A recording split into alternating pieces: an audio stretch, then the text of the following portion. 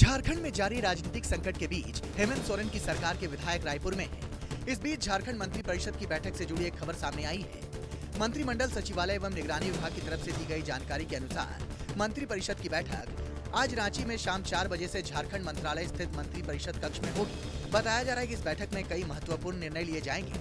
साथ ही बैठक में विधानसभा का विशेष सत्र बुलाने को लेकर भी मंथन हो सकता है। कल दिल्ली विधानसभा में हंगामे के बाद सदन की कार्यवाही स्थगित की गई। आज सुबह 11 बजे तक के लिए सदन की कार्यवाही स्थगित की गई है। दरअसल बीते दिन सदन की कार्यवाही शुरू होने के बाद आप विधायकों ने कथित ऑपरेशन लोटस का मुद्दा जोर शोर से उठाया। आम आदमी पार्टी का आरोप है कि बीजेपी ने इसके जरिए सरकार गिराने की कोशिश की। इसका बीजेपी विधायकों ने जोरदार तरीके से विरोध किया। फिर दोनों ओर से विधायकों ने सदन में नारेबाजी शुरू कर दी और विधानसभा सत्र हंगामे की भेंट चढ़ गया। कोई तरीका नहीं है, ये कोई तरीका नहीं। आप कहां से बोले क्या जांच चाह रहे हैं, क्या नहीं चाह रहे हैं। दिल्ली में नई आबकारी नीति को लेकर विवाद लगातार जारी है। नई नीति में अनियमितताओं के आरोपों के बाद इसकी सीबीआई जांच भी शुरू हो गई है। वहीं राजधानी दिल्ली में अब आज से पुरानी शराब नीति लागू हो जाएगी। यानी दिल्ली में मिल रही छूट वाली शराब का 31 अगस्त आखिरी दिन था। इसके बाद पुरानी आबकारी नीति पर ही दिल्ली में शराब की बिक्री होगी। पुरानी शराब नीति के तहत दिल्ली में शराब की कुल 700 दुकानें खुलेंगी। पहले दिन यानी आज 300 दुकानें खोलने की तैयारी है। इसके साथ ही पुरानी शराब नीति के तहत बाकी दुकानें भी आने वाले दिनों में खुल जाएंगी। दिल्ली के उपराज्यपाल वीके सक्सेना भ्रष्टाचार के झूठे आरोप लगाने के लिए आम आदमी पार्टी के विधायकों के खिलाफ कानूनी कार्रवाई करेंगे। दिल्ली के एलजी ने जिन नेताओं के खिलाफ कानूनी कार्रवाई की बात की है, उनमें आतिशी, सौरभ भारद्वाज समेत 4 नेताओं के नाम शामिल हैं। अधिकारियों का कहना है कि एलजी वीके सक्सेना ने आप नेताओं के इन आरोपों को काल्पनिक बताकर खारिज कर दिया है कि उन्होंने खादी एवं ग्रामोद्योग आयोग का अध्यक्ष रहते हुए 1400 करोड़ रुपए का भ्रष्टाचार किया था। आज सुप्रीम कोर्ट में राहुल गांधी मानहानि मामले की सुनवाई होगी। ये याचिका एक आरएसएस कार्यकर्ता राजेश कुंठे की ओर से राहुल गांधी के खिलाफ डाली गई थी। इस याचिका में मांग की गई है कि राहुल गांधी के 2014 में दिए गए भाषण की प्रतिलिपि को उनके खिलाफ मानहानि के केस में सबूत के तौर पर स्वीकार किया जाना चाहिए। बता दें कि राहुल गांधी ने 6 मार्च 2014 को भिवंडी के पास एक चुनावी रैली में कहा था कि आरएसएस के लोगों ने महात्मा गांधी जी की हत्या की थी। इस पर आरएसएस कार्यकर्ता ने शिकायत की थी कि राहुल गांधी के इस बयान से संघ की छवि को नुकसान पहुंचा है। प्रधानमंत्री नरेंद्र मोदी आज और कल यानी 1 और 2 सितंबर को कर्नाटक और केरल के दौरे पर रहेंगे। कार्यक्रम के मुताबिक पीएम मोदी आज शाम 6 बजे कोचीन हवाई अड्डे के पास कलाड़ी गांव में आदि शंकराचार्य के पवित्र जन्म स्थान श्री आदि शंकर जन्मभूमि क्षेत्र का दौरा करेंगे। 2 सितंबर को सुबह 9:30 पर प्रधानमंत्री कोच्चि में कोचीन शिपयार्ड लिमिटेड में आईएनएस विक्रांत के रूप में पहला स्वदेशी विमान वाहक पोत कमीशन करेंगे। बता दें कि आईएनएस विक्रांत भारत का पहला स्वदेशी विमान वाहक पोत है। यूपी के सीएम योगी आदित्यनाथ आज कर्नाटक दौरे पर रहेंगे। योगी सुबह 11:30 बजे बेंगलुरु के हॉल एयरपोर्ट पहुंचेंगे।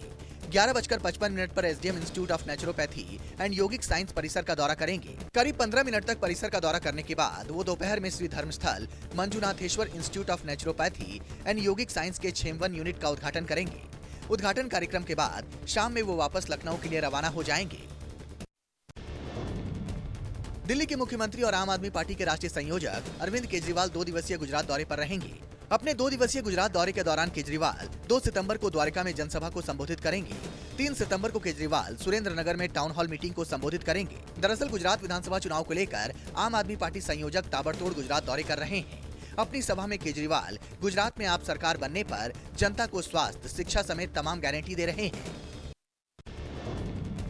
राज्यसभा सांसद राघव चड्ढा आज गुजरात के दौरे पर हैं। वो आज दोपहर में सूरत पहुंचेंगे।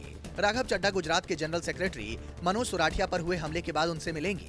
आप सांसद राघव चड्ढा ने मनोज सुराठिया पर हमले का आरोप बीजेपी पर लगाया और कहा कि बीजेपी के गुंडों ने ही आपके प्रदेश महामंत्री मनोज सुराठिया पर हमला किया। बता दें कि मनोज सुराठिया पर मंगलवार की शाम को सूरत में हमला हुआ था। वो पार्टी के मुख्य कार्यालय के नजदीक आयोजित गणेश उत्सव के कार्यक्रम की तैयारी का जायजा लेने पहुंचे थे। आम आदमी पार्टी विधायकों ने सीबीआई ऑफिस के बाहर धरना दिया। सीबीआई हेडक्वार्टर पर धरने के दौरान आम आदमी पार्टी के 10 विधायक मौजूद थे। विधायकों के धरने को देखते हुए सीबीआई के 2 अधिकारी धरना दे रहे आप विधायकों से मिले, जिसके बाद आम आदमी पार्टी विधायकों ने सीबीआई को शिकायत दी और धरना समाप्त कर दिया। दरअसल आम आदमी पार्टी ने बीजेपी पर ऑपरेशन लोटस चलाकर विधायकों को तोड़ने का आरोप लगाया है। आपके मुताबिक इतने विधायकों को तोड़ने के लिए पैसा कहां से आया, इसकी जांच होनी चाहिए।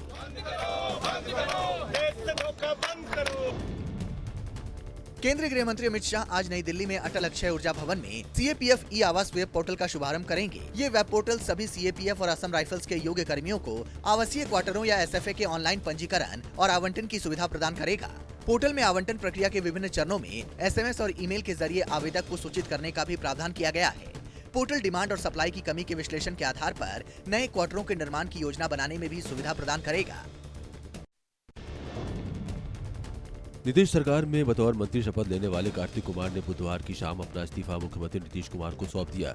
इसे स्वीकार कर लिया गया है। बुधवार की सुबह ही कार्तिक कुमार का मंत्रालय बदल दिया गया था। वो कानून मंत्री थे, लेकिन विवादों के बाद उनको गन्ना उद्योग विभाग दे दिया गया और कानून विभाग असीम अहमद को दे दिया गया था। बता दें कि नीतीश सरकार में कानून मंत्री बनाए जाने के बाद विपक्ष ने आपत्ति जताई थी और उनके इस्तीफे की मांग की थी। आज कार्तिक कुमार की दानापुर कोर्ट में पेशी है। तेलंगाना के सीएम केसीआर से मीटिंग के बाद सीएम नीतीश कुमार मीडिया के सामने आए। इस दौरान सवाल किया गया कि 2024 के लोकसभा चुनाव में कांग्रेस की क्या भूमिका रहेगी और क्या राहुल गांधी विपक्ष के उम्मीदवार रहेंगे। इस पूरे प्रक्रिया में कांग्रेस पार्टी की क्या भूमिका होगी? विपक्षी एकता में कांग्रेस पार्टी की क्या भूमिका रहेगी? राहुल गांधी क्या प्राइम मिनिस्टर के दावेदार रहेंगे? क्योंकि कांग्रेस पार्टी कहती है कि अरे ये सब सवाल काहे के लिए? राहुल गांधी। देखिए ऐसा है, हम जरूर बैठेंगे। भाजपा के जितना विरोधी दल है इस देश में, उनको सब एकजुट करने के हर संभव प्रयास हम करेंगे। इस बीच केसीआर ने कहा कि सभी विपक्षी दल के नेता साथ बैठकर बात करेंगे। उसके बाद सर्वसम्मति से जो बात निकल कर आएगी वो विस्तार से बताएंगे। भाजपा से जो खतरा सामने आ रहा है, जो उभर रहा है, उस खतरे से इस देश को बचाने के लिए हर संभव प्रयास, अच्छे प्रयास, उच्च गुणवत्ता वाला प्रयास हम सब मिलकर करेंगे। उससे क्या बात निकल कर आती है देश के सामने, आप थोड़ा सब्र से। वहीं इससे पहले बुधवार को तेलंगाना सीएम केसीआर बिहार की राजधानी पटना पहुंचे। सीएम नीतीश कुमार ने केसीआर का स्वागत किया। इस दौरान दोनों के बीच तीसरे मोर्चे को लेकर बैठक भी हुई। बिहार में महागठबंधन की सरकार बनने के बाद दोनों सीएम के बीच हुई इस बैठक को तीसरे मोर्चे की कवायद के तौर पर देखा जा रहा है। जिस उद्देश्य के साथ सीएम नीतीश कुमार ने महागठबंधन के साथ नाता जोड़ा है, केसीआर और नीतीश कुमार की मुलाकात इस कवायद में पहला कदम माना जा रहा है। टिकटॉक स्टार और बीजेपी नेता सोनाली फोगाट की मौत मामले में गोवा पुलिस जांच कर रही है, जिसके तहत गोवा पुलिस की इन्वेस्टिगेशन जारी है। आज गोवा पुलिस संत नगर के सोनाली फोगाट के घर पर जाएगी और वहां छानबीन करेगी। इसके साथ ही आज हिसार में सोनाली फोगाट के पैतृक निवास पर श्रद्धांजलि सभा का आयोजन किया जाएगा। सोनाली फोगाट की श्रद्धांजलि सभा में सीएम मनोहर लाल खट्टर के साथ साथ कई बड़े नेताओं के आने की उम्मीद है। भारत को सर्वाइकल कैंसर के खिलाफ पहला स्वदेशी टीका मिलने वाला है। सीरम इंस्टीट्यूट ऑफ इंडिया और बायोटेक्नोलॉजी विभाग की तरफ से आज देश की पहली स्वदेशी वैक्सीन लॉन्च की जाएगी। आधिकारिक सूत्रों के अनुसार भारत का पहला स्वदेशी रूप से विकसित quadrivalent human papilloma virus vaccine launch किया जाएगा। जानकारी के मुताबिक केंद्रीय राज्य मंत्री विज्ञान और प्रौद्योगिकी जितेंद्र सिंह वैक्सीन लॉन्च करेंगे। इस वैक्सीन को 9 से 14 साल की लड़कियों के लिए राष्ट्रीय टीकाकरण कार्यक्रम में शामिल करने की भी सरकार की योजना है। झारखंड के चतरा जिले की एसिड अटैक पीड़िता को बुधवार को रांची के रिम्स से एयरलिफ्ट कर बेहतर इलाज के लिए दिल्ली के एम्स शिफ्ट किया गया है।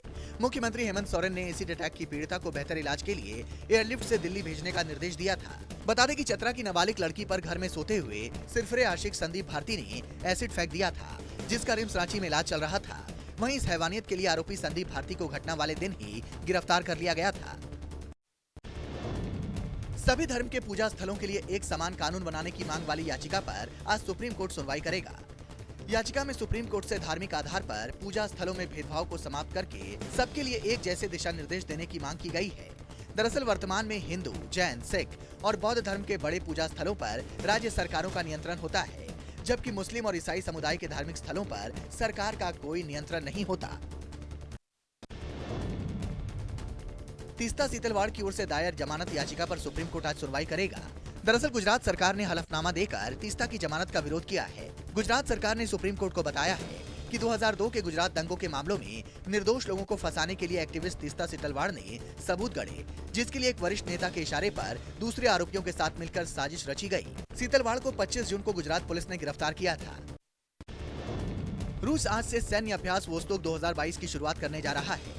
हफ्ते भर चलने वाली ये ज्वाइंट मिलिट्री ड्रिल 7 सितंबर तक जारी रहेगी। रूस के सैन्य अभ्यास में भारत और चीन समेत कई देश शामिल होंगे, जिसमें अलग अलग देशों के 50,000 से ज्यादा सैनिक हिस्सा लेंगे। इस ज्वाइंट मिलिट्री ड्रिल में हिस्सा लेने वाले देशों की सेनाओं को डिफेंसिव और आक्रामक हमले के गुर सीखने को मिलेंगे। ये संयुक्त सैन्याभ्यास रूस के साथ अलग अलग स्थानों पर किया जाएगा।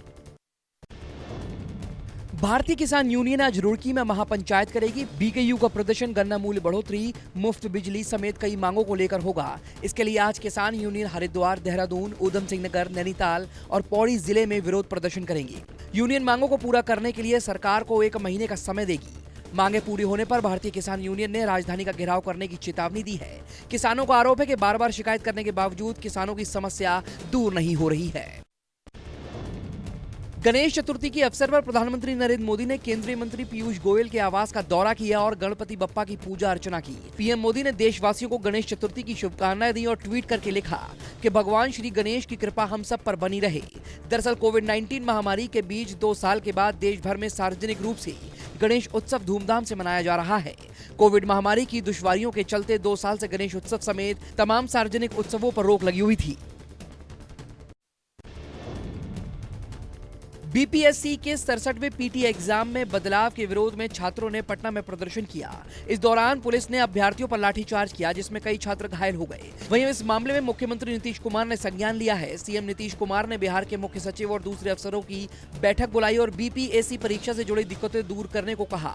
बता दें कि पेपर लीक के बाद 67वीं बीपीएससी की पीटी परीक्षा की नई तारीखों का ऐलान हो गया है। हालांकि अभ्यर्थी परसेंटाइल सिस्टम लागू और 2 पालियों में होने वाली परीक्षा का विरोध कर रहे हैं।